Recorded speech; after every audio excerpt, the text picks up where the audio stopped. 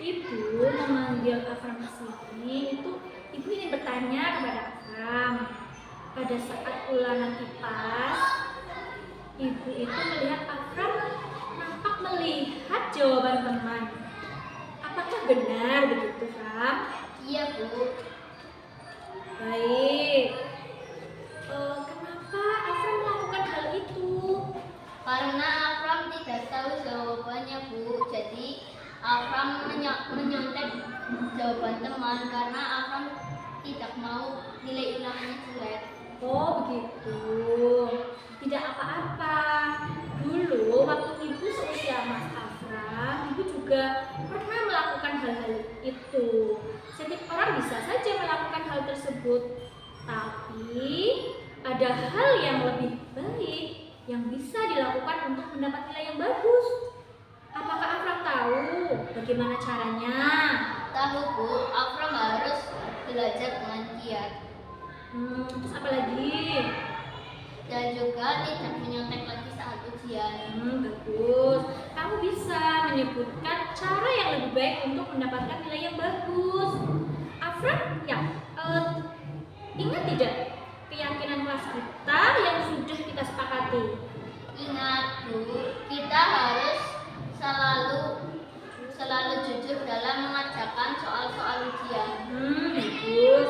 Ternyata Afram ingat dan apakah Afram yakin Afram adalah anak yang jujur?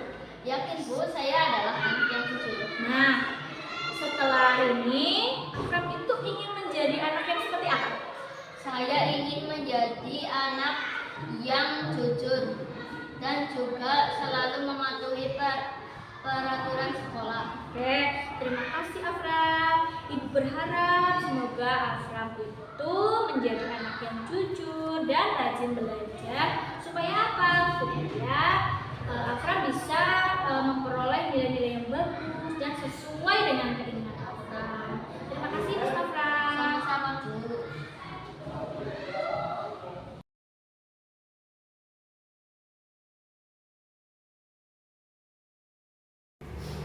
Assalamualaikum warahmatullahi wabarakatuh. Ya, selamat siang Bapak Ibu guru semua. Selamat siang. Pertama-tama saya ingin mengucapkan puja dan bersyukur kepada Tuhan Yang Maha Esa karena telah melimpahkan rahmat serta hidayahnya kepada kita semua sehingga kita dapat berkumpul di sini dalam diseminasi budaya positif dari 3 CGP ya. Dengan saya sendiri, Riana Sugati, lalu nanti akan diteruskan oleh Bu Lina Rustriana dan selanjutnya Bu Evi Dianestari.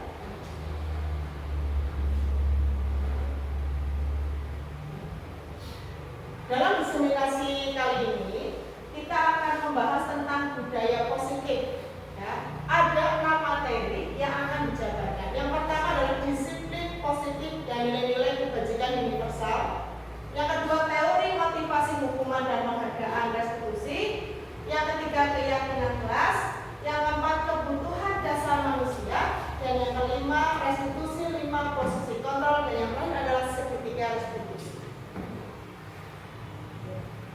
Apa itu budaya positif? Budaya positif adalah nilai-nilai keyakinan dan kebiasaan-kebiasaan yang berpihak pada murid. Kebiasaan yang disepakati bersama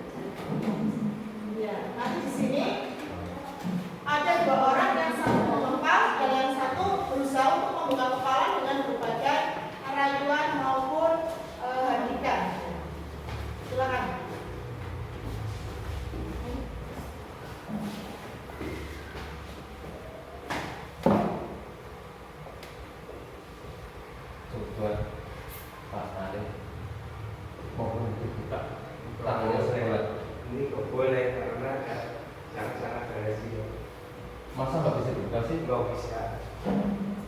Coba yang kiri. Nggak bisa. Yang kanan nggak bisa juga. Nggak bisa.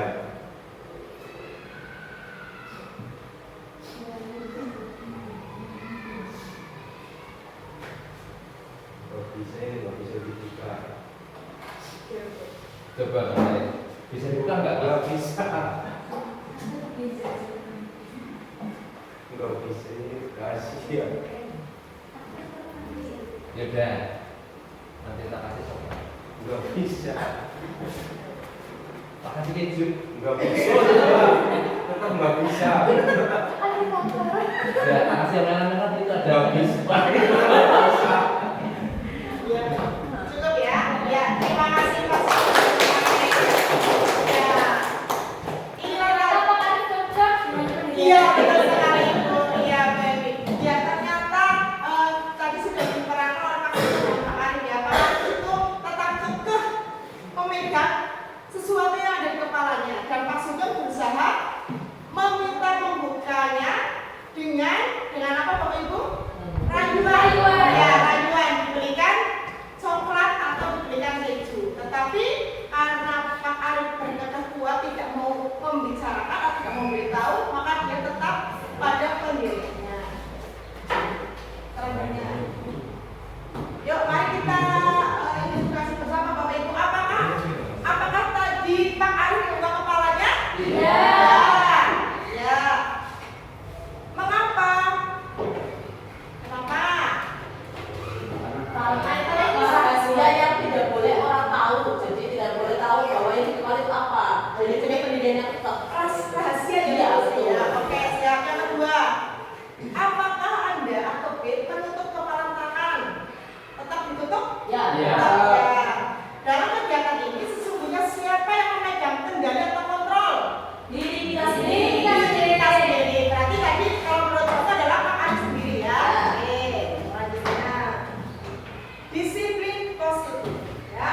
Perubahan paradigma teori kontrol ilusi kontrol. Yang pertama adalah ilusi guru mengontrol murid. Yang kedua, ilusi bahwa kritik dan membuat orang merasa bersalah dapat menguatkan karakter. Yang ketiga, ilusi bahwa semua penguatan positif, efektif, dan bermanfaat. Dan yang terakhir adalah ilusi bahwa orang dewasa memiliki hak untuk memaksa. Ya, seperti tadi ya, Pak Sugeng sudah berusaha memaksa Pak Arif. Ya, berarti tadi maksudnya keempat ya, memaksa.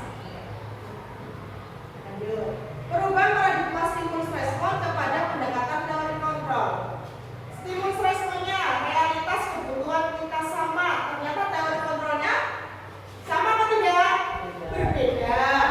Semua orang melihat yang sama. Kalau teori kontrol itu berbeda berarti. Berbeda juga. Ya. Kita mencoba mengubah orang agar berpandangan sama dengan kita. Tidak ya, sama? Tidak. Lalu perilaku buruk dilihat sebagai suatu kesalahan. Nah, tapi memiliki tujuan. Memiliki tujuan. Orang lain bisa mengontrol saya. Tidak. Tidak. Tuh, saya bisa mengontrol orang lain. Ya. Bisa. Pemaksaan ada pada rujukan gagal. Ya. Nah, biasanya mau apa ya menciptakan pilihan-pilihan baru malah sebenarnya. Ada turut baru ya satu dan ya. Lanjut, model berpikir menang atau kalah. Ini malah justru menang dengan menang. Menang dengan menang. Kalau tapi menang dengan menang. Ya, biar sama-sama kuat ya. Iya, Yang betul. satunya tetap kekeh nggak mau buka, yang satunya tetap kekeh mau membuka. Bapak Ibu, apa yang terbayang di benak saudara ketika mendengar kata disiplin? Kebanyakan orang akan menghubungkan kata disiplin dengan kata tertib, betul? Iya. Ya, teratur dan kepatuhan pada peraturan. Ya, kata disiplin juga sering dihubungkan dengan hukuman ya.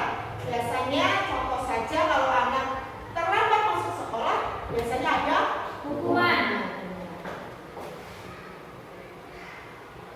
Menurut Diane Goldstein dalam bukunya Restructuring School Discipline tahun 2001 menyatakan bahwa kata disiplin berasal dari bahasa Latin disiplina, artinya belajar.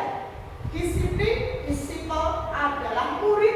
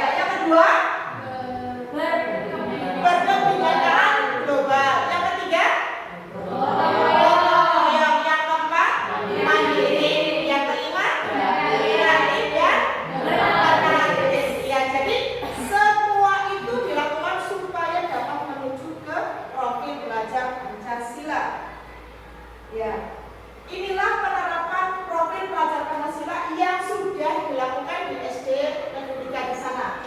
Untuk beriman dan bertakwa, sholat berjamaah ya setiap zuhur. Setelah itu anak-anak berdiskusi bersama, bernalar kritis, memecahkan suatu permasalahan agar mendapat solusi yang terbaik. Kalau yang sebelah sini adalah mereka kreatif, ya, membuat media pembelajaran secara berkelompok agar dapat menambah wawasan mereka dan cepat memahami konsep. Ya. Dan yang terakhir adalah gambar anak sedang bergotong royong membersihkan kelas secara bersama-sama.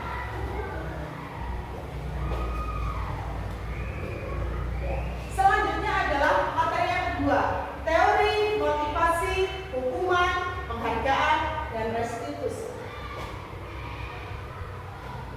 Bapak Ibu, pernahkah kita melihat melakukan sesuatu karena dorongan dari lingkungan atau orang lain?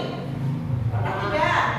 Nah, tidak kita sadari kita melakukannya untuk mendapatkan yang kita mau dari dorongan tersebut. Ya, betul apa tidak Bapak Ibu? Betul. Ya. Apakah Anda pernah melakukan sesuatu untuk mendapatkan hadiah? Pernah. Pernah. Contohnya apa, Bobi? Dulu diiming-imingi jajan kalau misalnya dapat nilai 100. Ya, bagus. Ya, itulah contoh yang menurut dia dapat hadiah karena motivasinya ingin mendapatkan sesuatu. Dayek Dawson dalam bukunya Restructuring School Discipline menyatakan ada 3 motivasi perilaku manusia. Yang pertama adalah 1, untuk menghindari ketidaknyamanan atau hukuman. Ya, ini adalah tingkat terendah dari motivasi perilaku manusia. Yang paling dasar.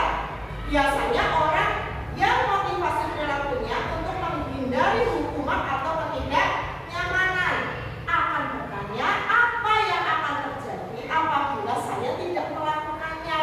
Ya, jadi motivasinya itu bersifat eksternal. Ya. Yang kedua, untuk mendapatkan imbalan atau penghargaan dari orang lain. Ya, seperti tadi ya, dapat hadiah. 1 tingkat di atas motivasi pertama, di sini orang berperilaku untuk mendapatkan imbalan atau penghargaan yang mereka inginkan dan menghargai diri sendiri dengan nilai-nilai yang mereka percaya. Dan yang ketiga adalah untuk menjadi orang yang mereka inginkan dan menghargai diri sendiri dengan nilai-nilai yang mereka percaya. Nah, orang dengan motivasi ini akan bertanya, akan menjadi orang seperti apa apabila saya melakukannya. Jadi dia merasa sudah introspeksi diri. Mereka melakukan sesuatu karena nilai-nilai yang mereka yakini dan hargai. Dan mereka melakukannya karena mereka ingin menjadi orang yang melakukan nilai-nilai yang mereka yakini tersebut. Ya, yang ketiga ini adalah motivasi yang membuat seseorang memiliki disiplin positif. Ya, karena motivasi ini sifatnya internal. Ya, kalau yang 1, 2 itu eksternal, kalau yang ketiga adalah internal.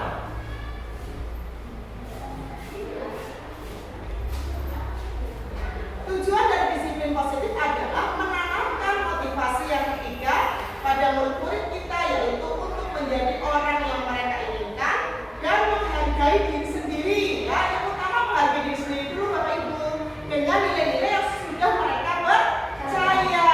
Ketika murid-murid memiliki motivasi tersebut, mereka telah memiliki motivasi intrinsik dari dalam diri mereka yang berdampak pada jangka panjang. Motivasi tidak akan terpengaruh pada adanya hukuman atau hadiah. Mereka akan tetap berperilaku baik berlandaskan nilai-nilai kebajikan karena mereka ingin menjadi orang yang menjunjung tinggi nilai-nilai yang mereka hargai. Ya. Sekarang hukuman dan penghargaan. Dalam pelaksanaan keyakinan kelas, ya,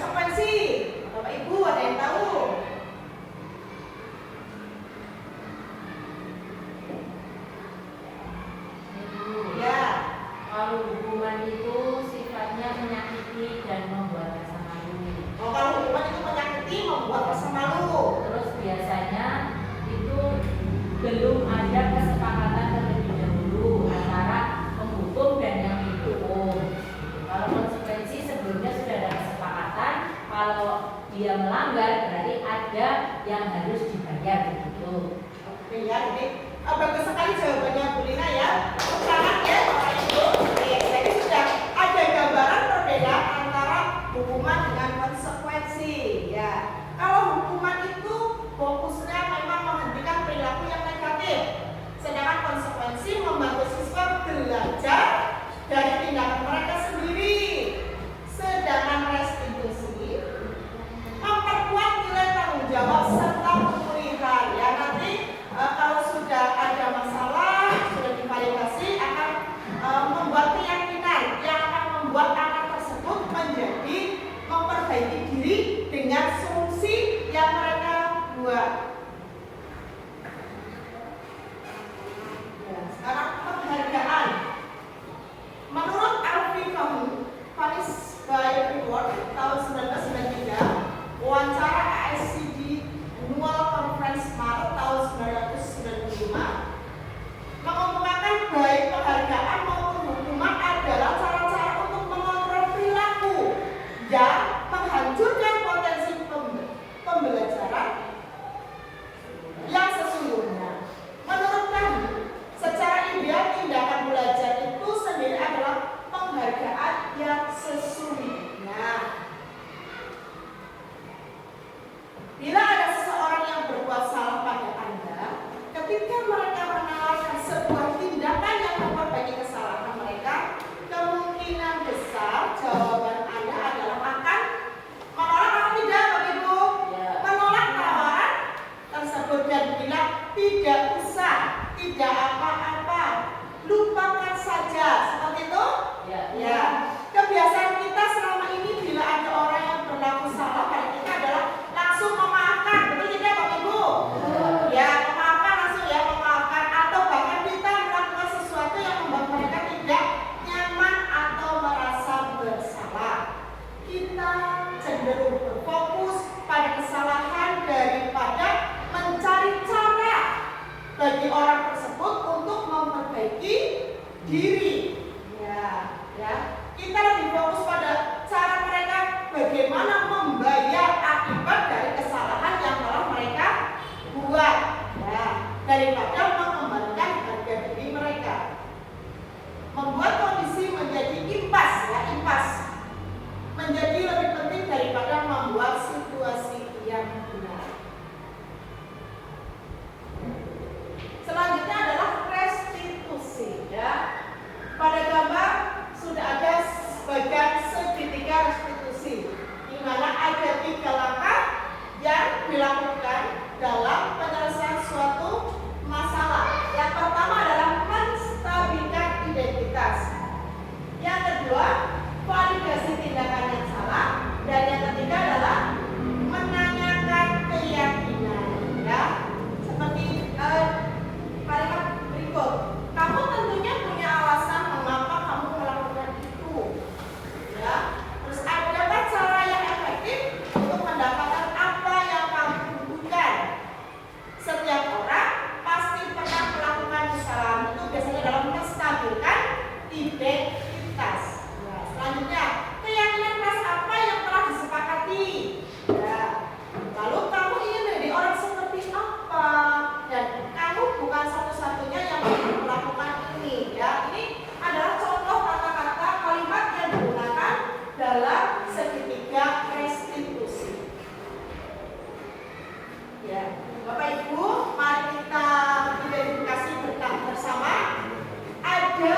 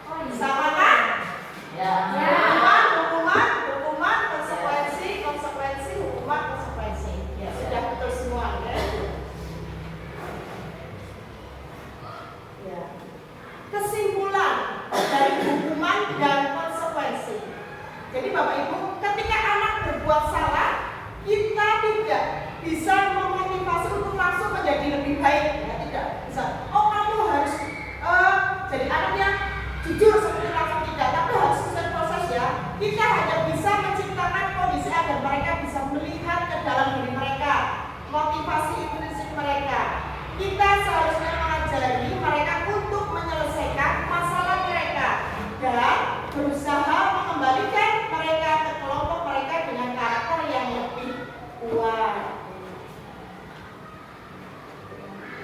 Saya rasa untuk materi 1 dan 2 sudah saya paparkan, dan selanjutnya akan dilanjutkan oleh Bu Rina. Terima kasih. Assalamualaikum warahmatullahi wabarakatuh. Waalaikumsalam warahmatullahi wabarakatuh. Syukur kepada Tuhan Yang Maha Esa karena kita bisa hadir di sini dalam keadaan sehat walafiat dalam rangka menyebarkan pemahaman dan pengalaman penerapan budaya positif. Tadi sudah diawali oleh Bu Dian, saya tinggal melanjutkan, langsung saja, untuk ngomong sebentar. Konsep inti dalam modul budaya positif ada 6, namun untuk bagian saya kali ini adalah bagian keyakinan kelas dan kebutuhan dasar manusia dan dunia yang berkualitas. Sebelum masuk ke keyakinan kelas, ada pertanyaan pemantik seperti ini. Mengapa keyakinan kelas? Mengapa tidak peraturan kelas saja? Mengapa adanya keyakinan kelas penting untuk terbentuknya sebuah budaya positif? Bagaimana mewujudkan sebuah keyakinan kelas yang efektif? Untuk menjawab pertanyaan pemantik yang pertama, saya ingin Bapak Ibu guru di sini menjawab pertanyaan di berikut. Yang pertama, mengapa kita memiliki peraturan tentang penggunaan helm saat mengendarai kendaraan bermotor? Yang kedua, mengapa kita memiliki peraturan tentang menggunakan masker dan mencuci tangan setiap saat? Menurut Bapak Ibu, jawabannya adalah mengapa? Karena untuk melindungi kita, Untuk melindungi kita. berkendaraan, bajunya butuh helm untuk melindungi jika kemungkinan terjadi kecelakaan. Mungkin ini tidak pasti banyak hal sebagainya. Berarti untuk melindungi kita bisa saya rangkum menjadi untuk keselamatan. Ya, Betul. Oke. Lalu yang kedua, mengapa kita memiliki peraturan tentang menggunakan masker dan mencuci tangan setiap saat? Menjaga kesehatan. Menjaga kesehatan. Kesehatan itu adalah keyakinan yang kita miliki dan kita sadari bahwa memang kalau ingin selamat saat berkendara menggunakan kendaraan roda 2 harus memakai helm.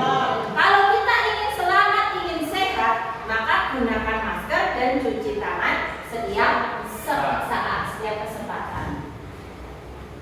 Nah, nilai-nilai tadi, nilai-nilai yang sudah kita yakini bahwa itu benar untuk keselamatan dan untuk kesehatan, itulah nilai keyakinan atau prinsip-prinsip dasar yang disepakati oleh kalau ini di kelas ya, bangga kelas, tapi oleh universal, oleh masyarakat umum. Nah, kalau keyakinan atau prinsip dasar yang disepakati oleh seluruh warga kelas, itulah yang disebut keyakinan kelas. Nah,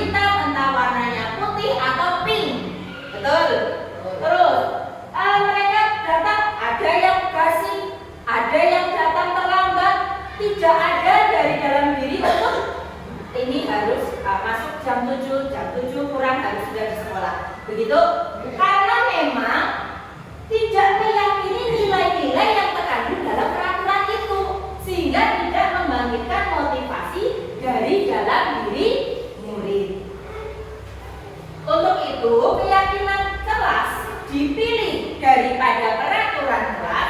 Untuk apa? Untuk meningkatkan motivasi intrinsik mereka. Jadi mereka dengan sadar paham apa nilai kebajikan yang terkandung dalam sebuah peraturan, sehingga mau mengikuti dan melaksanakan sesuai dengan peraturan yang berlaku. Kemudian pertanyaan pemantik yang kedua, mengapa adanya keyakinan kelas penting untuk terbentuknya sebuah budaya positif? Seperti tadi dijelaskan oleh Bu Rian bahwa setiap tindakan atau perilaku yang dilakukan manusia itu menentukan sebuah lingkungan yang positif. Artinya setiap tindakan sekecil apapun dari siswa itu akan menentukan lingkungan kelas itu sendiri, apakah lingkungannya akan positif atau kebalikannya. Terus perilaku tersebut kalau dilakukan terus-menerus akan menjadi sebuah kebiasaan yang dilakukan selama beberapa kali dilakukan terus-menerus akan membentuk sebuah budaya. Oleh karena itu, langkah pertama untuk terbentuknya sebuah budaya yang positif diciptakanlah atau disepakati keyakinan kelas. Lalu bagaimana mewujudkan sebuah keyakinan kelas yang efektif? Penting untuk diingat bahwa keyakinan kelas itu sifatnya lebih abstrak daripada peraturan yang rinci. Biasanya peraturan kita tahu tata tertib itu sangat banyak, lebih dari 10. Tapi kalau keyakinan kelas tidak begitu rinci seperti peraturan. Kemudian yang kedua, keyakinan kelas itu berupa pernyataan-pernyataan universal. Dan ketiga, keyakinan kelas itu senantiasa dibuat dalam bentuk pernyataan-pernyataan positif. Pernyataan-pernyataan positif itu biasanya menghindari kata tidak, menghindari kata jangan. Kemudian yang keempat, hendaknya keyakinan kelas itu tidak terlalu banyak sehingga mudah diingat oleh warga kelas dan dipahami oleh warga kelas. Terus yang selanjutnya nomor 5, sebaiknya sesuatu yang dapat diterapkan di lingkungan tersebut. Artinya keyakinan kelas itu dibuat berdasarkan kondisi kelas masing-masing. Karena bisa jadi kelas yang satu dengan kelas yang lainnya itu berbeda. Kemudian yang keenam, semua warga kelas hendaknya ikut berkontribusi dalam pembuatan keyakinan kelas lewat kegiatan curah pendapat. Dan yang terakhir, bersedia meninjau kembali keyakinan kelas dari waktu ke waktu, karena kita itu dinamis. Bisa jadi keyakinan kelas kita buat di awal tahun pembelajaran, nanti belum sampai tengah tahun sudah tidak relevan, maka harus ditinjau lagi dari waktu ke waktu. Kemudian nilai-nilai kebajikan universal. Nilai-nilai kebajikan universal tadi sudah disinggung oleh Bu Rian bahwa merupakan nilai-nilai lintas budaya, bahasa, suku bangsa maupun agama. Contohnya keadilan, kehormatan, peduli, integritas, kejujuran, mandiri, pelayanan, keamanan, kesabaran, tanggung jawab, prinsip, keselamatan dan kesehatan. Oke, kita bermain sebentar ya Bapak Ibu.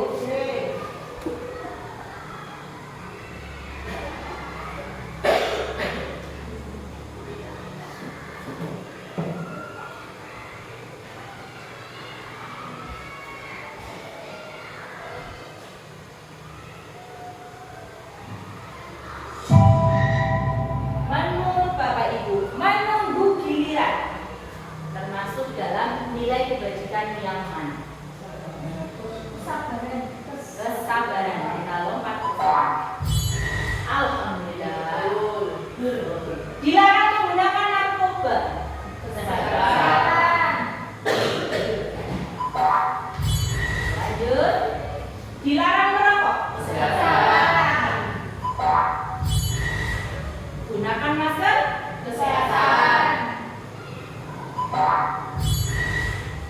Kembalikan barang ke tempatnya. Tanggung jawab. Dilarang berlarian di koridor. Keselamatan.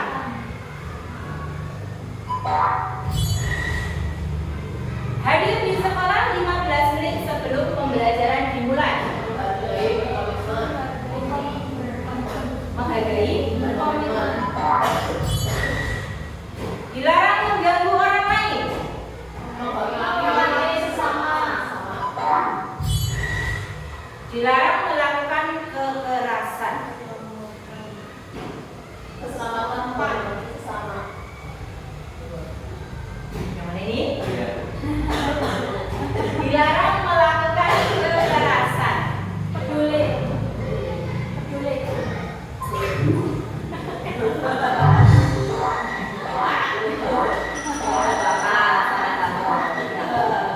Itu menghormati sesama ya.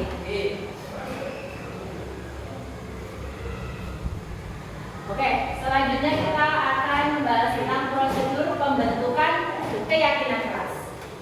Dalam membentuk keyakinan kelas, yang pertama harus kita lakukan adalah curah pendapat. Curah pendapat dari seluruh warga kelas.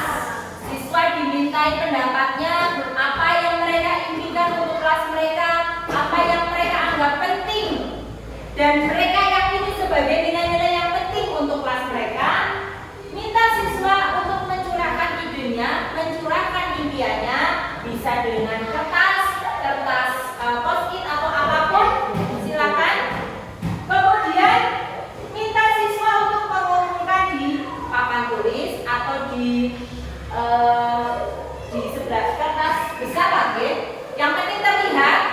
Lalu kita mencatat di kertas besar atau di papan apa-apa saja. Karena kan terkadang siswa kan menulisnya tidak boleh mengejek, tidak boleh madani orang tua dan sebagainya. Kita kelompokkan yang tidak boleh ngejek, tidak boleh itu dan sebagainya, kan berarti menghormati begitu. Kita kelompokkan sendiri-sendiri. Atau mungkin siswa tidak boleh buang sampah di kelas, tidak boleh buang sampah di laci. Itu kan bahasa siswa nih, bahasa murid. Maka kita kelompokkan, dicatat di papan kelompok-kelompok besar dari ide siswa. Kemudian setelah dikelompokkan, kan tadi siswa biasanya menulisnya dalam bentuk kalimat-kalimat negatif. Tidak boleh ini, tidak boleh itu dan sebagainya. Maka ubah dulu kalimat-kalimat atau pernyataan-pernyataan negatif itu menjadi pernyataan positif. Kemudian temukan nilai-nilai kebajikan yang dituju dari peraturan-peraturan tersebut.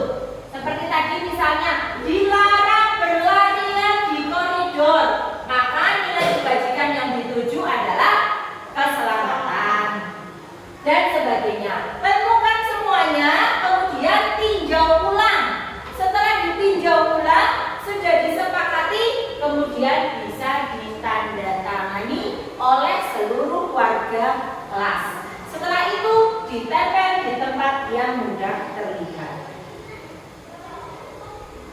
Setelah memiliki keyakinan kelas, kita harus mengadakan kegiatan pendalaman keyakinan kelas. Karena apa?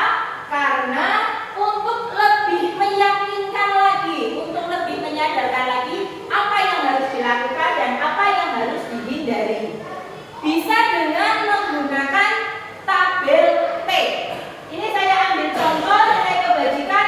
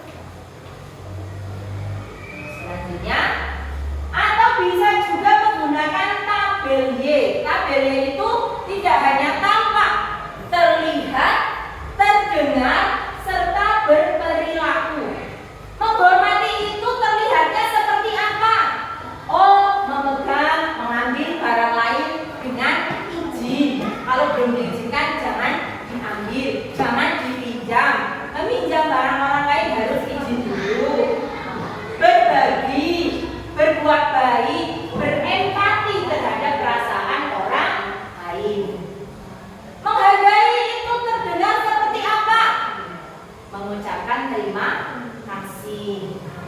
Meminta izin, boleh ya saya pinjam. Kemudian perilakunya seperti apa sih menghargai? Tersenyum ramah, memberi salam hormat, dan sebagainya. Kemudian kita juga bisa menekankan tugas saya, tugas kamu. Artinya kita menekankan kepada murid tanggung jawabnya. Tugas saya sebagai murid, tugas saya sebagai guru mengajar. Tugas kamu sebagai murid belajar. Tugas saya sebagai guru menegakkan peraturan kelas. Tugas kamu sebagai murid menjalankan keyakinan kelas. Kemudian, guru tugasnya bukan memaksa untuk belajar, tapi murid tugasnya bukan mengeluh. Ini harus ditekankan agar mereka semakin paham dan semakin sadar akan nilai-nilai yang mereka yakini di kelas. Jadi untuk kesimpulannya bahwa peraturan diubah menjadi keyakinan kelas untuk menciptakan lingkungan yang positif. Lingkungan yang positif akan menjadikan budaya positif. Kita speaking dulu Bapak Ibu. Boleh berdiri semuanya, nggih? Supaya tidak masuk nih Pak Guru. Sebentar kita speaking dulu. Sekarang otak.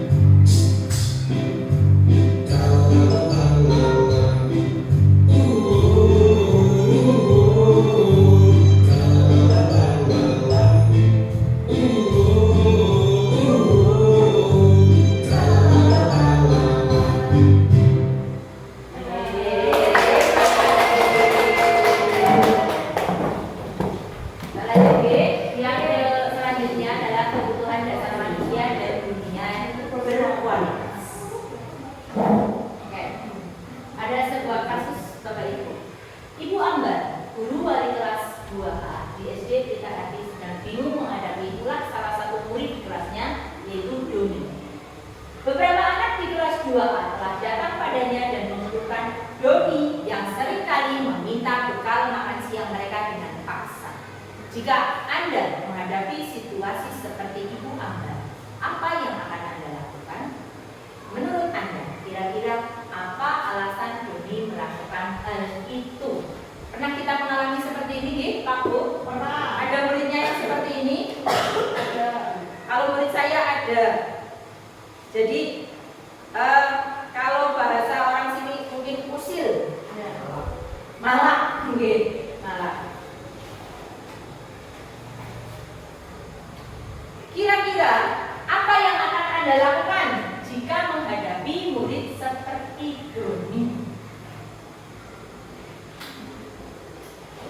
Pandangan marah-marah? Tidak. Apakah akan dibiarkan saja? Mengajak berbicara, menanyakan alasan. Jadi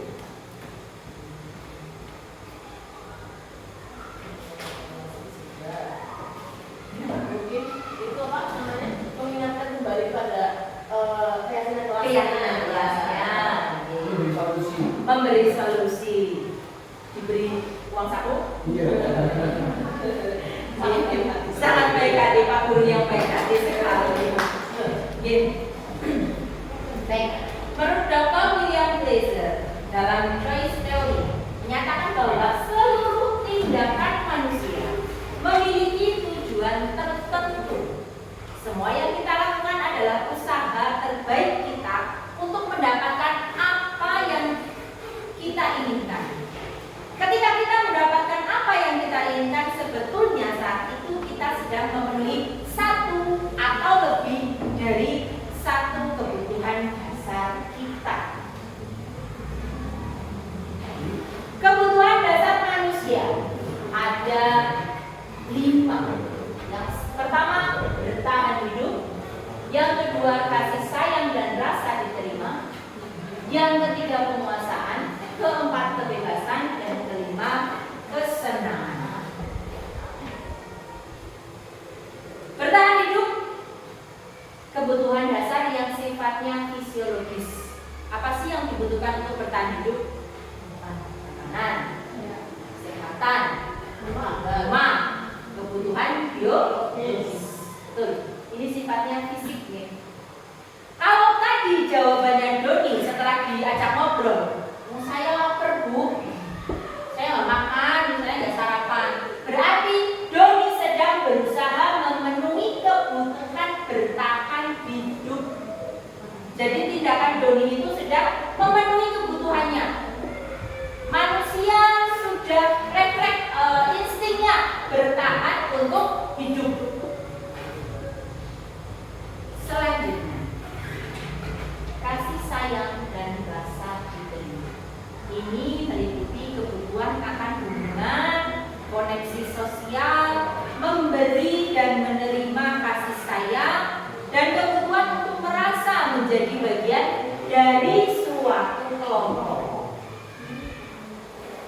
Dalam kasus Doni tadi, apabila setelah ditanya, Doni itu menjawab, alasannya mengambil bekal temannya itu karena dia merasa senang jika dia diperhatikan oleh temannya. Terkadang ada anak seperti itu, gitu. Kamu kenapa sih usil ke temannya? Kami diperhatikan. Caper, betul. Berarti anak-anak yang caper itu adalah anak-anak yang kurang terpenuhi tangki kebutuhan kasih sayangnya. Jadi dia merasa, aduh, saya diabaikan nih. Mungkin di rumah sudah diabaikan, maka di sekolah kepengen diperhatikan.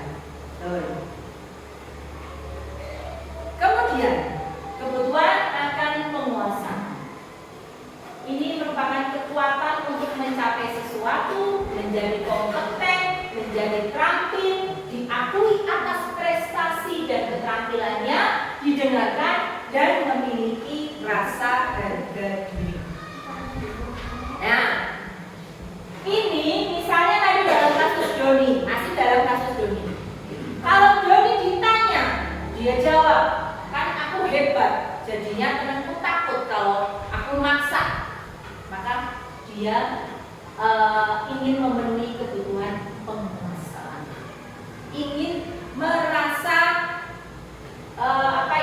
kompeten, menjadikan orang lain takut.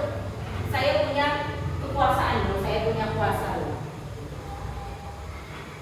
Kemudian kebebasan.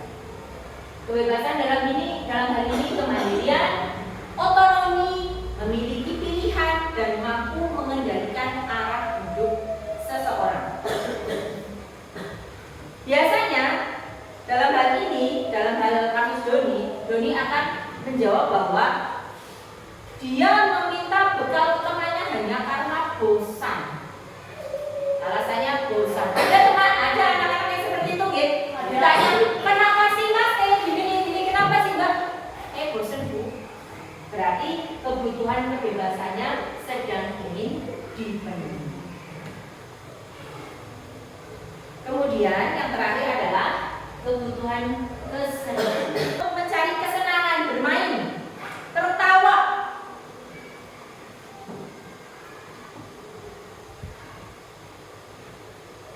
menikmati hidup, itu kebutuhan kesenangan. Dalam kasus Doni, bila dijawab, ia melakukannya karena iseng, maka berarti dia mencoba untuk memenuhi kebutuhan kesenangannya. Ya. Saya sudah membagi kuesioner di Bapak Ibu. Tolong isilah kuesioner tersebut berdasarkan situasi diri Anda sendiri. Kita mencoba mencari tahu sebenarnya kebutuhan apa yang belum dipenuhi. Nanti setelah dijawab, di jumlah di bagian belakang ada nomor 1 sampai 10, totalnya berapa dan seterusnya. Nanti kita bisa tahu kebutuhan apa yang paling belum terpenuhi dari diri kita sendiri.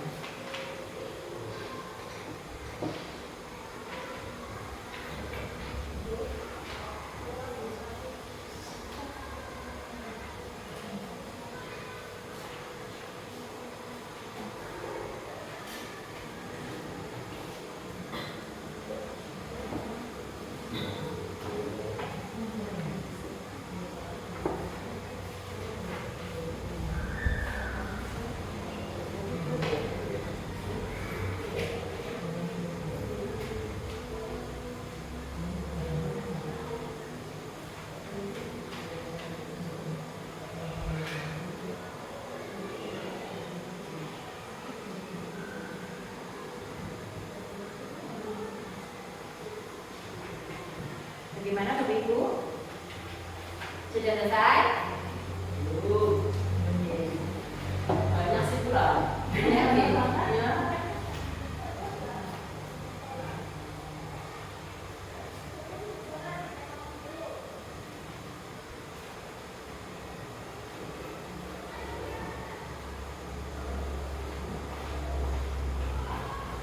Baca cepat saja nih Bapak Ibu.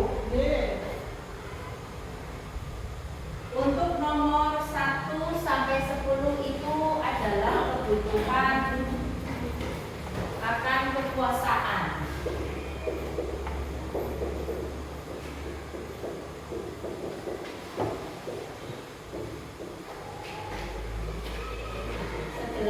Sampai 20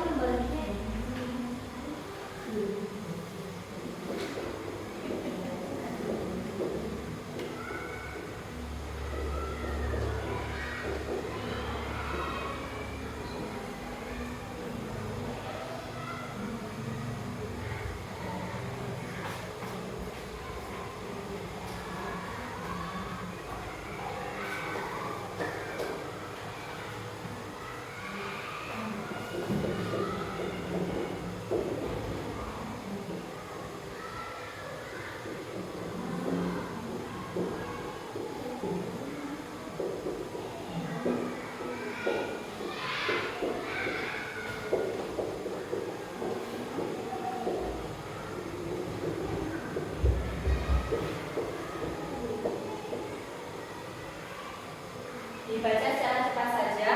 Menurut Bapak Ibu, sekarang kebutuhan mana yang paling belum terpenuhi dari survei yang tadi? Yang jawabannya paling banyak 5-nya. Yang paling banyak 5-nya berarti itu paling 5 ya? Berarti skor tertinggi? Iya. Yang paling banyak 5-nya berarti itu paling belum terpenuhi.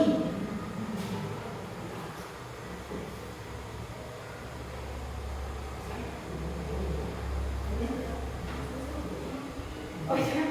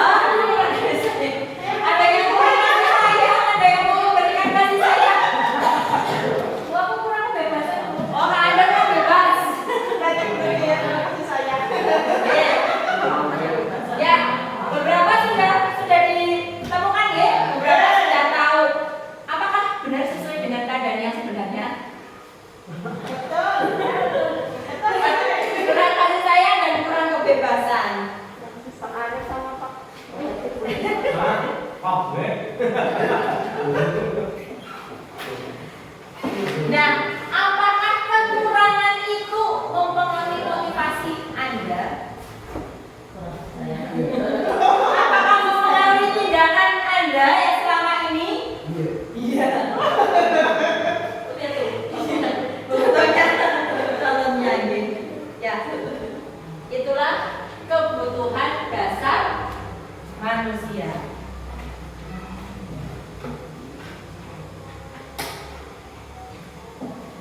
Selanjutnya dunia berkualitas. Dunia berkualitas adalah tempat khusus dalam pikiran Anda yang merupakan tempat Anda menyimpan gambaran-gambaran representasi dari semua yang Anda inginkan. Bisa berisi orang-orang, hal-hal yang terbaik dalam hidup Anda dan membuat Anda merasa bahagia dan terpenuhi semua kebutuhan dasar Anda.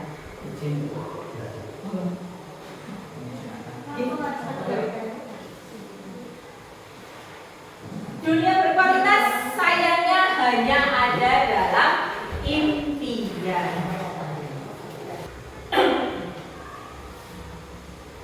Menurut Dr. William Glasser menyebutkan bahwa dunia berkualitas itu semacam album foto. Kita punya album foto di rumah? Ya. Biasanya dalam album foto itu dipilih foto yang paling baik, dipilih foto yang paling bagus, yang paling ayu, yang paling ganteng. Oke? Maka dunia berkualitas itu seperti album foto, hanya berisi yang baik-baik, gambaran-gambaran baik saja.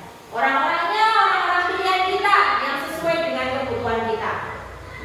Kemudian kegiatannya atau bendanya itu sesuai dengan keinginan kita. Kebutuhan dasar bersifat lebih umum dan universal, sedangkan dunia berkualitas lebih unik dan personal. Jadi dunia berkualitas saya tidak akan sama dengan dunia berkualitas Anda, karena pandangan saya dengan Anda itu berbeda.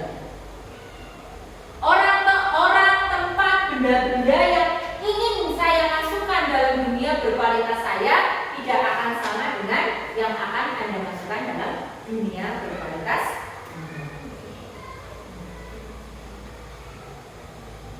Begitu juga dengan murid. Tentunya murid punya bayangan sendiri, bukan? Kita saja orang tua punya sendiri-sendiri. Menurut saya dunia berkualitas saya yang seperti ini. Maka murid pun punya gambaran sendiri tentang dunia berkualitasnya.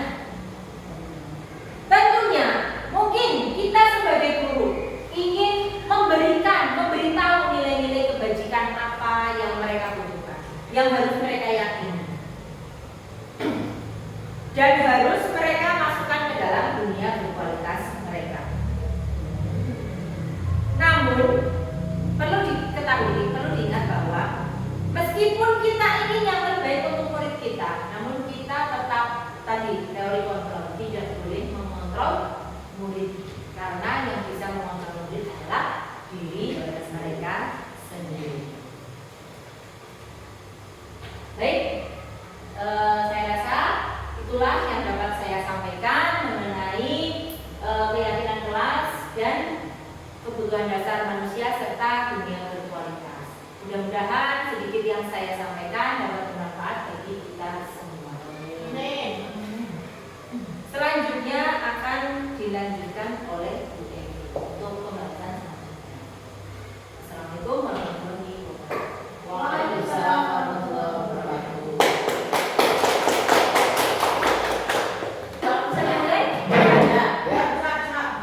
Assalamualaikum warahmatullahi wabarakatuh. Waalaikumsalam warahmatullahi wabarakatuh.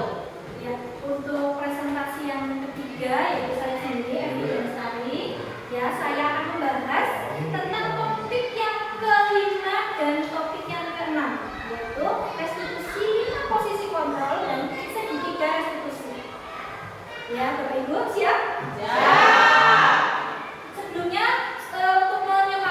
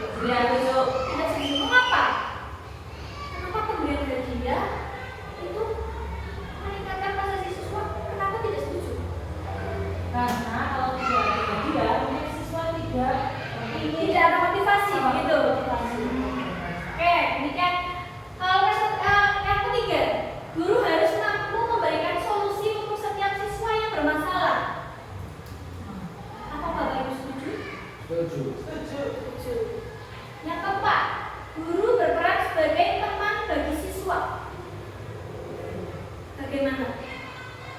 Apakah pernah memposisikan peran Bapak Ibu guru ini sebagai teman bagi siswa?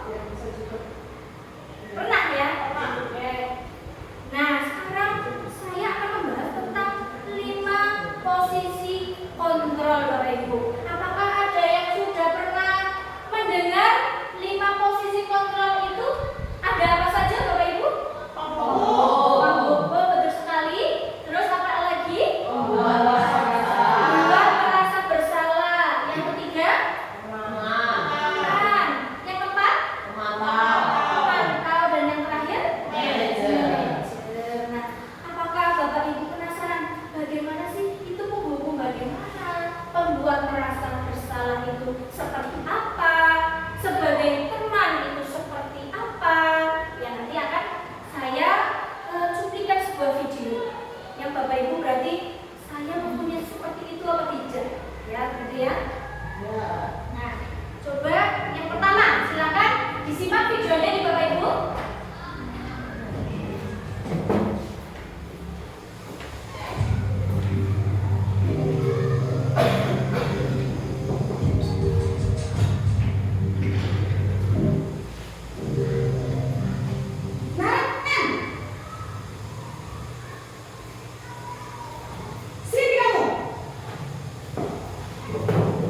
Selamat pagi, Bu. Selalu terlambat. Kamu deh, pasti terlambat. Saya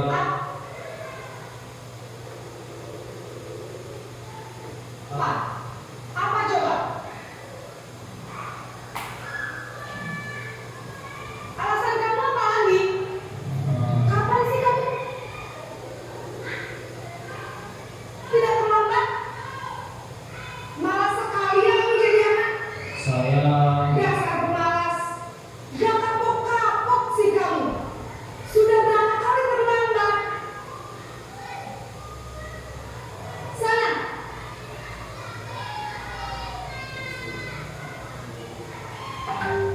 Kamu keliling lapangan basket.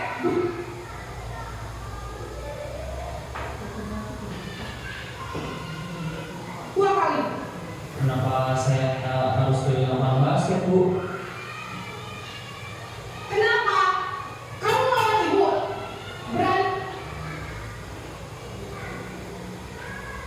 Beraninya jawab. Sudah terlambat, masih berani jawab pula. Sekarang, keliling lapangan basket 5 kali sekalian. Biar kapok. Cepat. Pergi.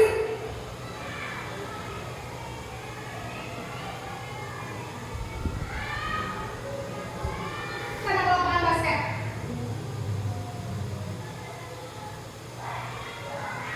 Baik Bapak Ibu, bagaimana menurut pendapat Bapak Ibu video yang seperti apa yang tadi disimak oleh Bapak Ibu?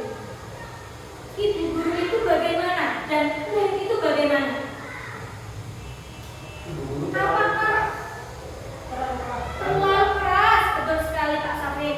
Apalagi yang dilakukan oleh guru tersebut. Betul, tadi jawaban yang pertama kita keliru. Kalau hukum itu keliru, harusnya jalan hukum berarti ya. Setelah melihat video tadi jawaban yang nomor 1 itu salah. Maaf ya Bu. Oke, nggak apa-apa. Nah, saya jelaskan lagi. Untuk posisi penghukum, apakah Bapak Ibu di sini pernah melakukan seperti itu kepada anak didik kita? Tidak. Tidak pernah. Apa ada yang pernah? Pernah sebelum mempelajari ini saya pernah Bu. Walaupun tidak sering, memang pernah. Nah, setelah saya tahu seperti ini, pernah belajar juga sedikit ya, saya berusaha memperbaiki diri seperti itu. Nah, berarti jika Bapak Ibu pernah melakukan itu, berarti Bapak Ibu itu adalah termasuk mempunyai posisi kontrol sebagai penghukum. Berikutnya, nah, posisi penghukum ada bicaranya keras, membentak. Hukuman bisa berupa fisik atau verbal. Nah, begini Bapak Ibu, dampaknya pada siswa, ya, siswa itu bisa menjadi apa Bapak Ibu? Pendendam. Apakah Bapak Ibu mau siswa kita menjadi anak yang pendendam?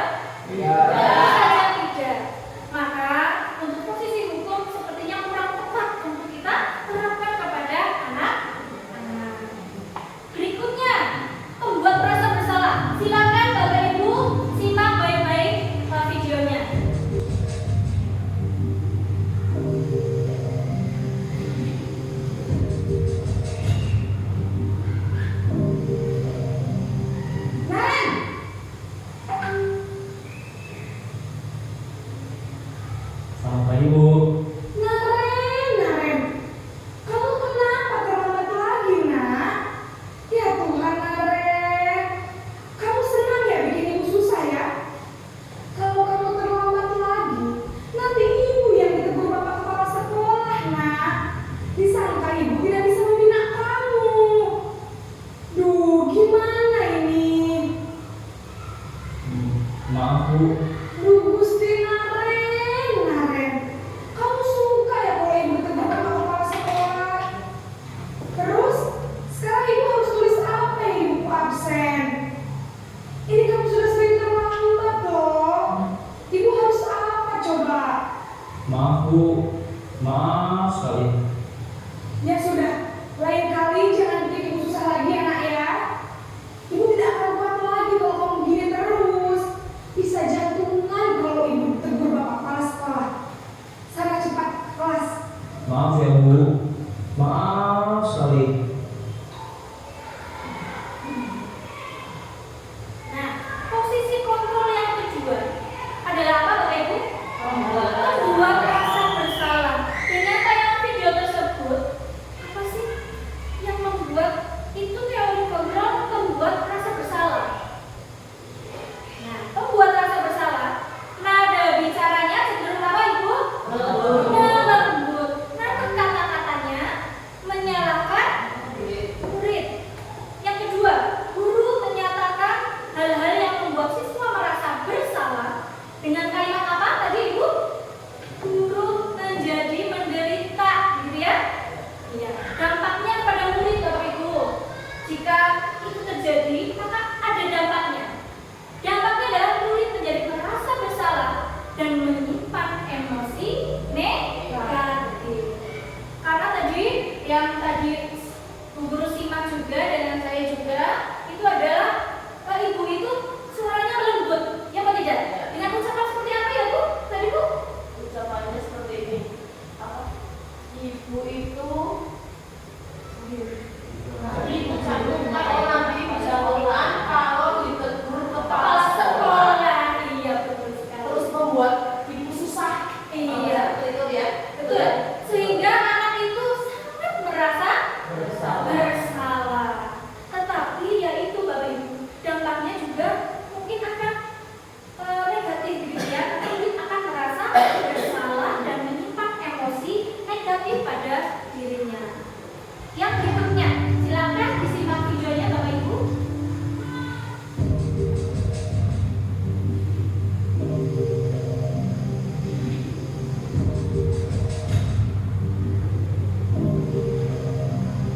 Naren,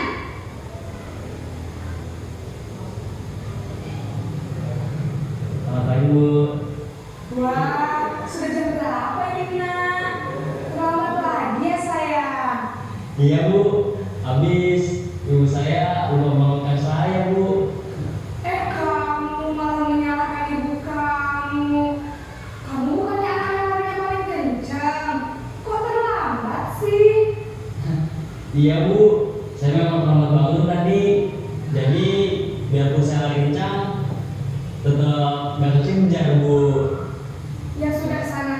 Nanti lain kali larinya lebih kencang lagi ya. Biar gak terlambat lagi. Bikin seneng ibu. Demi ibu. Bisa kan? Bisa Bu.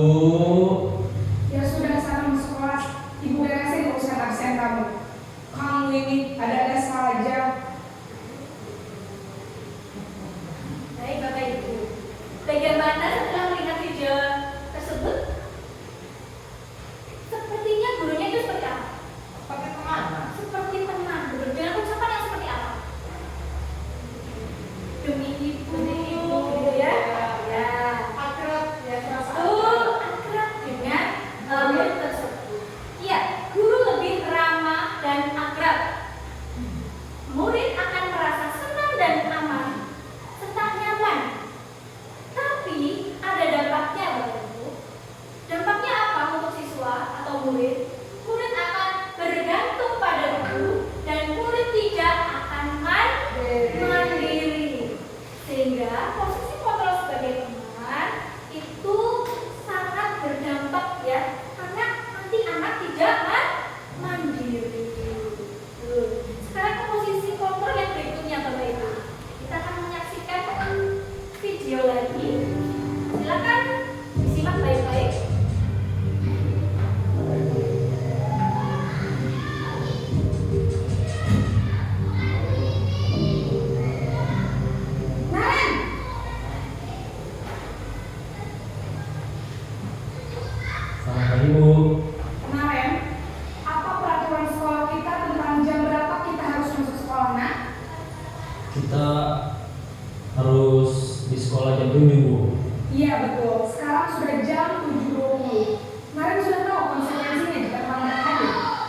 paham Bu. Saya harus tinggal kelas pas jam istirahat selama 20 menit. Iya benar, konsekuensinya demikian. Jadi nanti jam 9.30 pas istirahat, kamu harus tinggal di kelas, kerjakan tugas tambahan untuk ketertinggalan kamu, ya? Baik Bu. Nah, baik Bapak Ibu. Apa yang Bu Guru lakukan di video tersebut? Guru tersebut mengandalkan penghitungan atau data. Iya betul. Guru melarangkan murid berdasarkan peraturan dan konsekuensi, menanyakan konsekuensinya atau menanyakan peraturannya. Lalu apakah mempunyai dampak Bapak Ibu? Ada, betul sekali. Apakah dampak tersebut? Murid tidak sepenuhnya mandiri, betul sekali. Murid tidak akan mandiri. Lalu kita ke posisi kontrol yang berikutnya Bapak Ibu, yaitu manajer. Coba diperhatikan.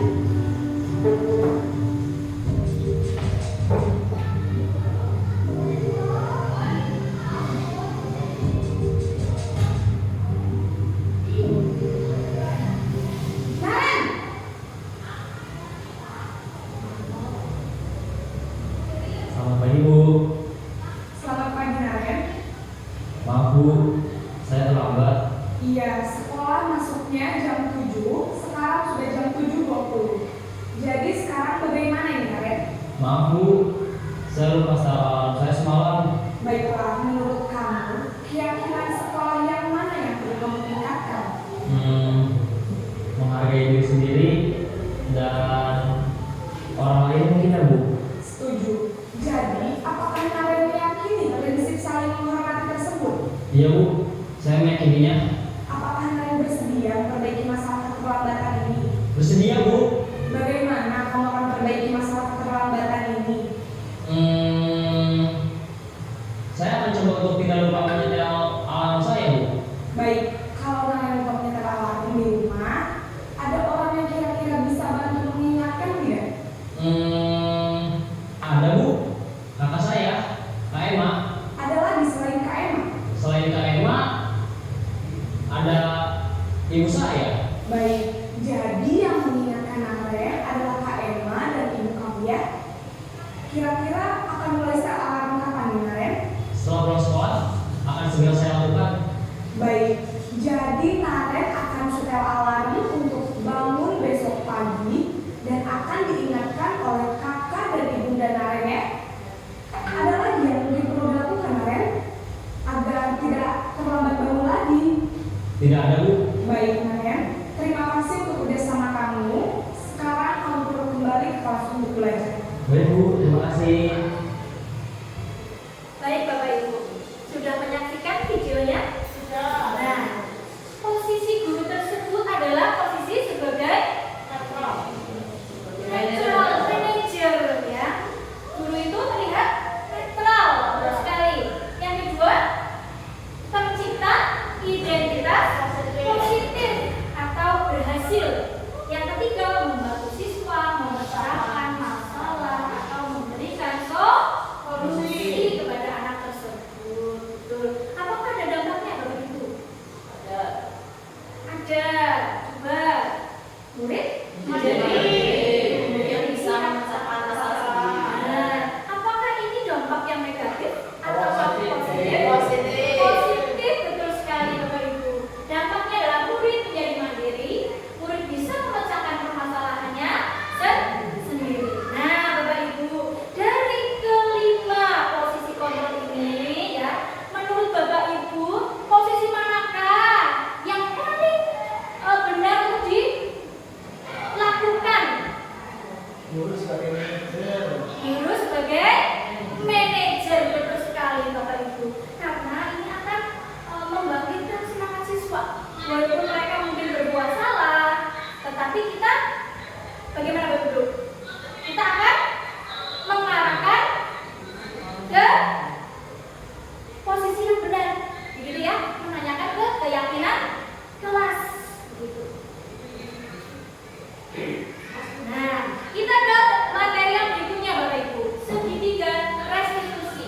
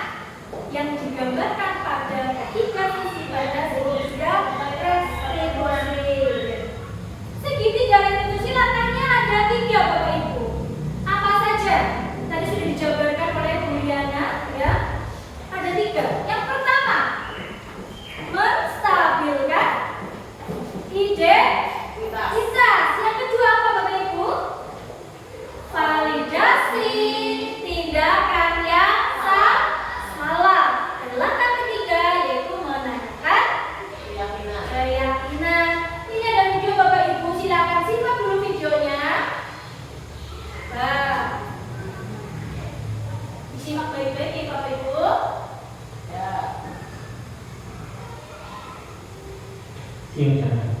Iya Pak. Sudah lama nggak di sana? Kenapa hari ini ada di sini? Kesel Pak, kesel banget. Masa aku dikatain tukang fitnah Pak? Ya aku marah lah. Aku balik katain mereka di depan kelas. Kesel banget. Oh begitu. Ya pasti kamu marah dan kesal. Bapak juga akan marah apabila ada yang menuduh Bapak seperti itu. Kemudian pada saat itu kamu melakukan apa? Ya saya harus memakai mereka lah Pak. Kesel banget. Saya bentak-bentak dia depan teman-teman lain. Oh begitu. Pasti kamu melakukan seperti itu karena suatu alasan tertentu kan? Iyalah, saya diam saja Pak. Ya saya bela diri lah. Masa saya dituduh tukang fitnah? Ya wajar. Mempertahankan harga diri itu sesuatu yang penting buat kamu. Untung kamu tidak bertindak lebih gagal lagi. Hanya bentak-bentak. Iya Pak. Untung saya masih bersabar dan saya meminta saya. Sudah gemes padahal saya pasti bela diri lah. Ya pasti ya. Tapi kamu memilih untuk tetap bertahan dan bersabar. Kamu memilih untuk tidak berbuat lebih parah lagi. Iya. Nah, sekarang coba kita lihat lagi tindakan kamu yang mentah-mentah di kelas. Tindakan kamu itu kira-kira sesuai dengan keyakinan kelas atau prinsip kamu tidak? Enggak lah Pak. Capek Pak di rumah. Jadi keyakinan atau prinsip mana yang kurang sesuai dengan keinginan kamu? Ya saya sebenarnya sangat menghargai orang lain. Mungkin saat itu saya menjadi emosi. Jadi tidak menunjukkan sikap itu. Kamu meyakini tidak? Menghargai orang lain itu penting buat kamu. Yakin lah Pak. Iya, setuju. Kita harus saling menghargai. Namun ada juga keyakinan yang kita sepakati di dalam perjalanan. Apabila kita sedang marah, kan? Ya saya bisa untuk aktif. Mulai dengan diri sendiri.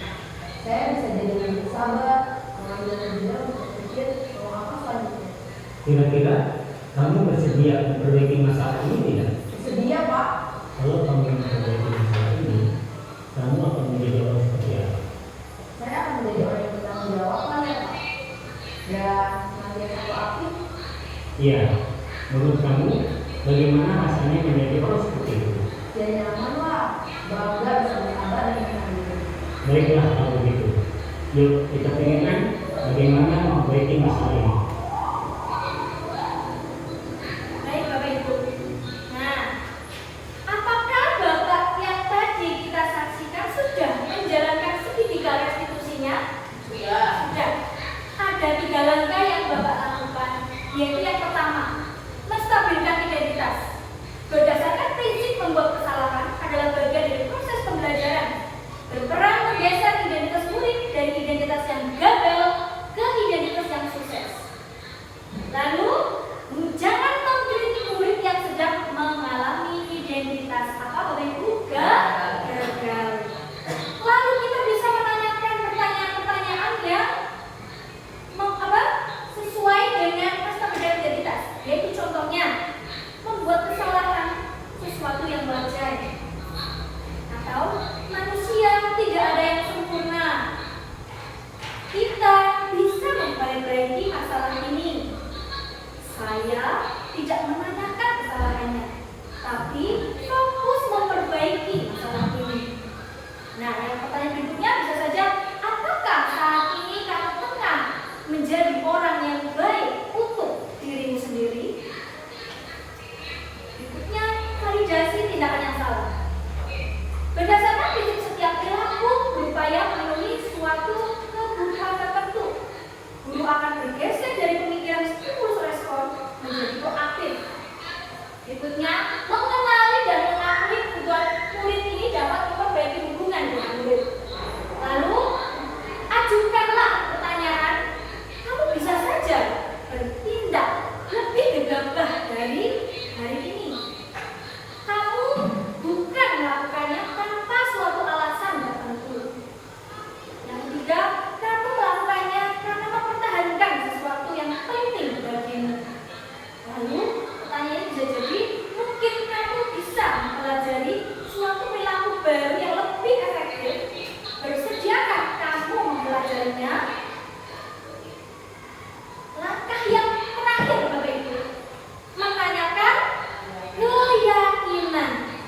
kembalikan, ingatkan anak-anak kita untuk mengingatkan kepada keyakinan kelas atau keyakinan.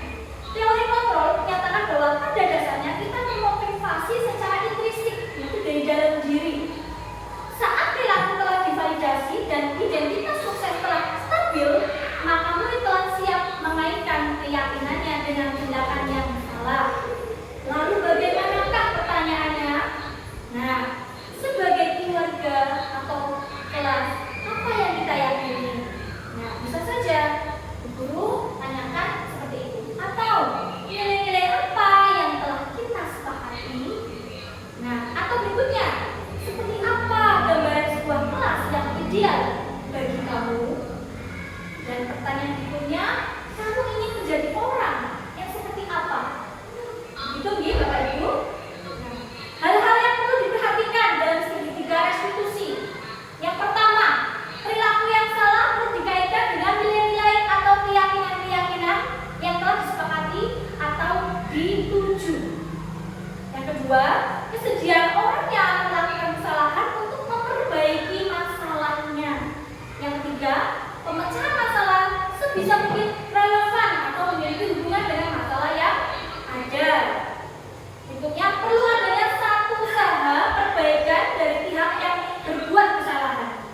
Yang terakhir, perlu didedikasikan waktu dari pihak yang berbuat kesalahan. Tanyakan kapan akan mulai diberlakukan usaha untuk memperbaiki masalahnya.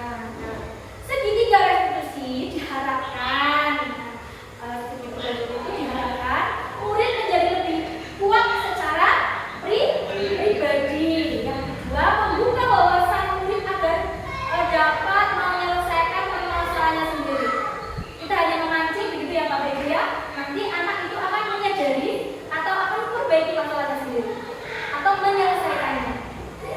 Yang berikutnya, murid semakin percaya diri, mandiri dan merdeka. Itulah harapan kita semua ya Bapak Ibu, untuk murid itu semakin percaya diri, bertanggung jawab, mandiri dan bisa merdeka. Begitu. Ya, mungkin demikian pemaparan dari saya. Cukup sekian di Bapak Ibu ya. Ya, kita semoga di dalam kelas-kelas Bapak Ibu semuanya, jika ada permasalahan, ayo kita lakukan segitiga restitusi tanpa menghakimi anak. Itu sekali. Karena anak itu harus bisa menemukan solusi permasalahannya sendiri. Gitu ya, Bapak Ibu ya. Semoga pemaparan ini bermanfaat dan bisa menjadikan anak kita menjadi anak yang mandiri gitu ya, mandiri, tanggung jawab, dan anak yang baik gitu ya Bapak Ibu ya. Akhir kata, wassalamualaikum warahmatullahi wabarakatuh. Waalaikumsalam warahmatullahi wabarakatuh.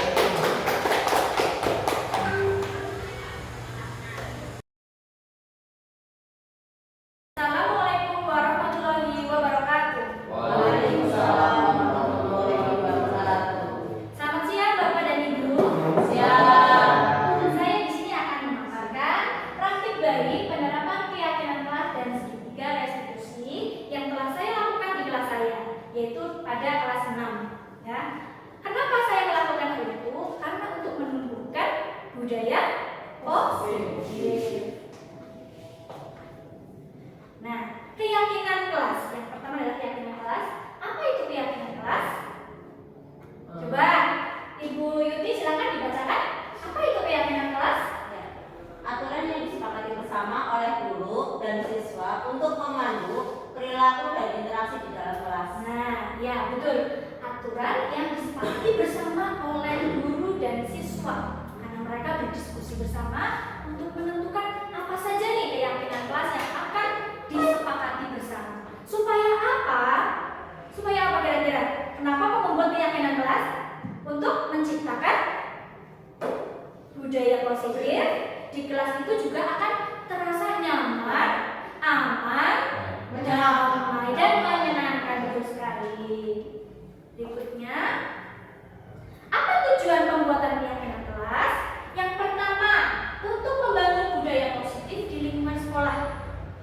Yang tentu kita tahu di sekolah itu seperti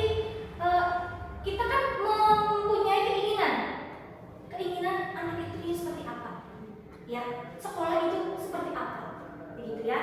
Dan yang kedua, murid mampu mewujudkan tujuan dari pendidikan yang luhur berorientasi pada nilai Pancasila. Apakah ibu bapak masih ingat lagu profil pelajar Pancasila?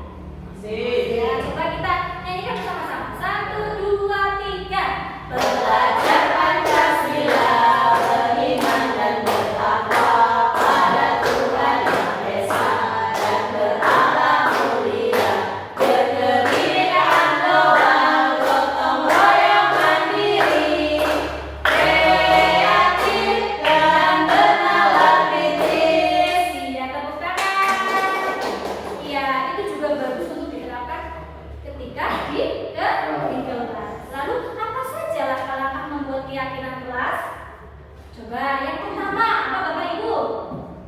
Meminta Bisa siswa. sesuatu apa yang menuliskan keyakinannya. Iya, betul, meminta siswa untuk menuliskan keyakinannya.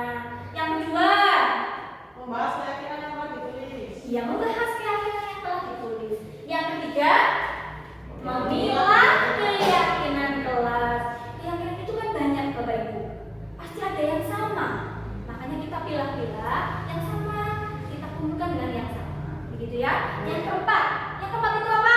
Mengubah keyakinan agar menjadi kalimat positif. Iya, karena apa? Keyakinan itu mengandung nilai-nilai universal. Apa saja nilai-nilai itu? Ada bertanggung jawab, Disiplin. disiplin, betul sekali. Ada apa lagi Bapak Ibu? Menghormati. Masih banyak lagi nilai-nilai yang baik lainnya. Yang kelima apa? Menyepakati keyakinan kelas. Caranya seperti apa untuk menyepakatinya? Dengan mungkin bisa tanda tangan di kertas itu, atau apa lagi? Dengan menyepakati kalau sudah terbuat, lalu menyepakatinya bagaimana? Tepuk tangan bersama. Bertepuk tangan. Lalu siap dalam hati itu harus melakukan apa yang sudah menjadi keyakinannya. Nah, langkah-langkah yang saya lakukan di dalam kelas kemarin itu yang pertama, meminta siswa menuliskan keyakinannya. Ya, mereka saya bagi stick note ya, lalu mereka menuliskan apa yang mereka impikan di kelas ya, dengan cara membuat keyakinannya. Saya bertanya kepada anak, ayo kalian ingin kelas yang seperti apa? Apa yang kalian impikan di kelas ini? Ya, sehingga mereka menuliskan satu persatu di dalam kertas tersebut. Lalu yang kedua, saya membahas keyakinan yang telah ditulis bersama anak-anak. Ya, mereka setelah selesai menulis, mereka menempelkannya di kertas yang telah disediakan. Begitu. Lalu membahas satu persatu. Yang ketiga, memilah keyakinan kelas. Karena keyakinan kelas yang telah dibuat anak-anak itu masih ada yang sama, Bapak Ibu. Sehingga kami bersama anak-anak itu memilah-milah dengan saya menunjuk dua anak untuk ke depan, dan mereka ternyata pandai memilah-milah. Oh ini sama Bu, oh ini sama Bu. Akhirnya mereka bisa menempelkannya di kertas sebelah atau yang menjadi keyakinan kelasnya. Yang berikutnya, mengubah keyakinan kelas agar menjadi kalimat positif. Di situ Bapak Ibu, saya dengan anak-anak itu membahas satu persatu kalimatnya itu mungkin ada yang berbeda dengan keyakinannya yang sudah disepakati.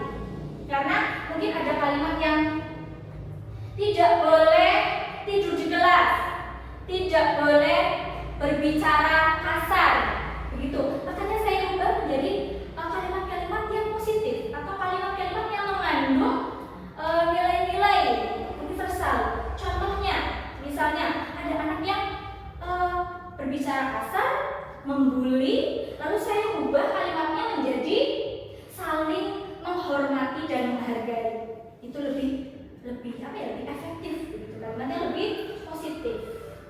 Lalu ada yang ada yang tidak boleh menyobek buku atau istilahnya merusak. Ya, lalu saya ubah itu menjadi menjaga dan meletakkan barang sesuai tempatnya.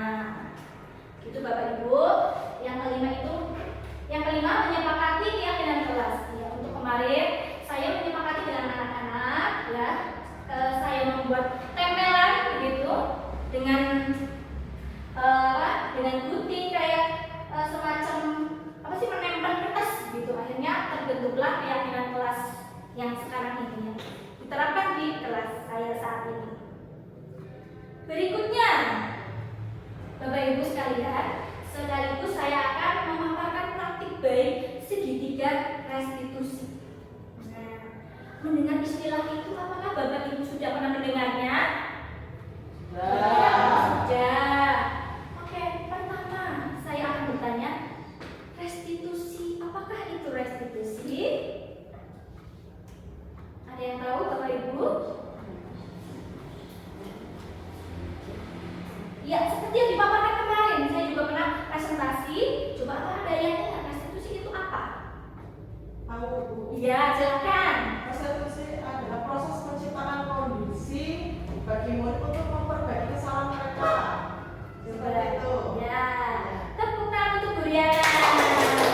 Restitusi adalah proses menciptakan kondisi bagi murid untuk memperbaiki kesalahan mereka sehingga mereka tidak kembali pada kelompok mereka dengan karakter yang kuat. Ya, bisa kembali ya, bisa kembali pada kelompok mereka dengan karakter yang kuat. Restitusi itu bukan untuk menebus kesalahan Bapak Ibu.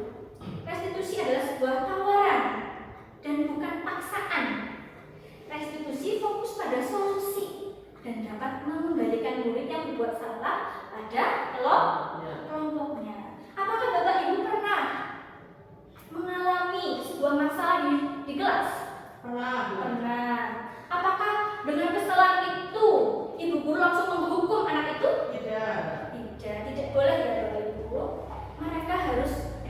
Mereka itu melakukan kesalahan itu pasti punya alasan. Ya, makanya kita harus menerapkan segitiga restitusi ini karena sangat bagus sekali. Nah, langkah-langkah segitiga restitusi. Apakah ada yang masih ingat? Yang pertama itu apa ya Bapak Ibu? Menstabilkan Iya, menstabilkan identitas. Yang kedua, memvalidasi tindakan yang salah. Yang terakhir, menanyakan keyakinan. Betul sekali. Nah, menstabilkan identitas berdasarkan prinsip membuat kesalahan adalah bagian dari proses pembelajaran Bapak Ibu. Jadi kesalahan, kata-kata ini, belajarlah dari kesalahan. Itu sangat betul sekali Bapak Ibu. Itu adalah pembelajaran. Terus yang kedua, menggeser identitas gagal ke identitas yang sukses. Nah, yang kedua adalah validasi tindakan yang salah. Berdasarkan prinsip setiap perilaku berupaya memenuhi suatu kebutuhan tertentu, guru akan bergeser dari pemikiran stimulus respon menjadi proaktif. Betul sekali. Mengenali dan mengakui kebutuhan murid yang akan memperbaiki hubungan dengan murid yang lain, gitu ya. Terus yang berikutnya, menanyakan keyakinan. Tentunya Bapak Ibu kan tadi sudah itu membuat keyakinan kelas. Nah, anak-anak itu kita kembalikan ke keyakinan kelas mereka. Iya, betul sekali.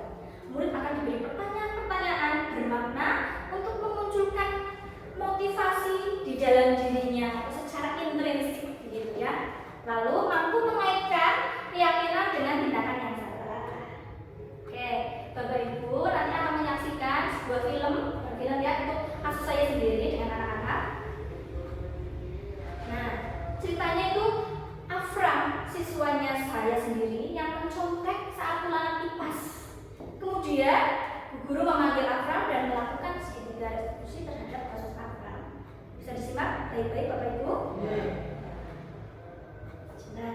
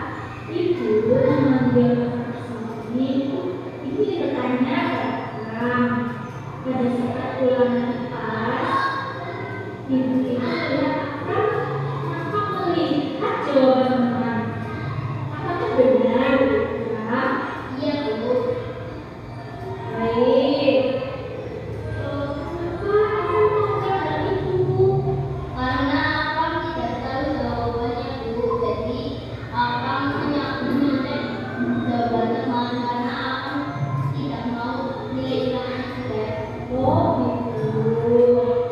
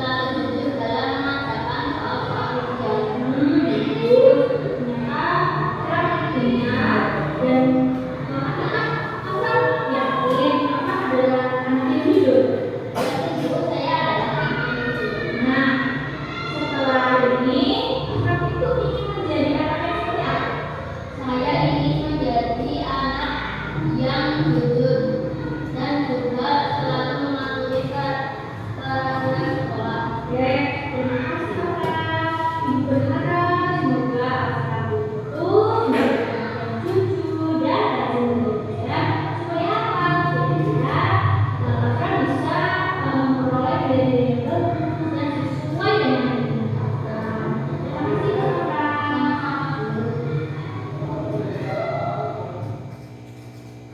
Nah, baik Bapak Ibu, sudah memperhatikan video yang saya tayangkan tadi Bapak Ibu? Sudah. Kira-kira apa yang bisa kita ambil dari video itu Bapak Ibu? Apakah saya sudah melakukan segitiga restitusi? Sudah. Sudah. Apakah ada di situ langkah-langkah segitiga restitusinya yang ada 3 itu Bapak Ibu? Ada. Yang pertama apa? Menstabilkan. Iya, menstabilkan identitas. Apakah saya melakukan menstabilkan identitas pada anak tersebut? Iya, mengampuni kesalahan itu. Iya, karena iya, Bu Guru juga pernah melakukan hal itu begitu. Terus yang kedua, apakah saya melakukan validasi tindakan yang salah? Ya, kalau menanyakan kepada Saya orang ya, menanyakan alasan. Iya, betul sekali. Kenapa Saya tadi menanyakan apa ya? Minta jawaban apa ya? iya, betul sekali. Terus yang ketiga, apakah saya sudah melakukan apa? Apa yang ketiga ya Bapak Ibu? Pembuatan Iya, berkas yang iya betul. Apakah saya sudah melakukan langkah yang ketiga? Sudah. Iya. Dengan cara apa saya yang ketiga itu? Saya menanyakan keyakinan Keyakinan kelas. kelas yang sudah disepakati bersama. Yaitu keyakinan kelas itu yaitu bersifat jujur. Begitu mungkin Bapak Ibu punya gambaran ya jika ada siswa-siswa yang mungkin mempunyai kesalahan, kita bisa menyelesaikannya dengan cara segitiga restitusi ini ya. Apabila kesulitan atau apa kita bisa berdiskusi bersama, berkolaborasi bersama, menemukan solusinya bersama-sama. Itu ya Bapak Ibu ya. Ya, semoga praktik baik yang saya lakukan ini bermanfaat untuk Bapak dan Ibu semuanya. Ya, semoga apa yang telah saya sampaikan itu bermanfaat untuk kedepannya. Ya, gitu ya. Mungkin demikian apa yang saya paparkan. Semoga bermanfaat. Semoga apa ya tidak menjadi apa ya Bu sebuah ini bukan menjadi apa ketakutan atau lah kenapa sih begini gitu, jangan ya, karena ini demi anak-anak kita juga untuk masa depan mereka supaya mereka tidak apa ya supaya mereka menjadi lebih baik lagi gitu ya Bapak Ibu. Mungkin hanya itu, apabila ada salah kata saya mohon maaf yang seterusnya. Akhir kata, wassalamualaikum warahmatullahi wabarakatuh. Waalaikumsalam warahmatullahi wabarakatuh.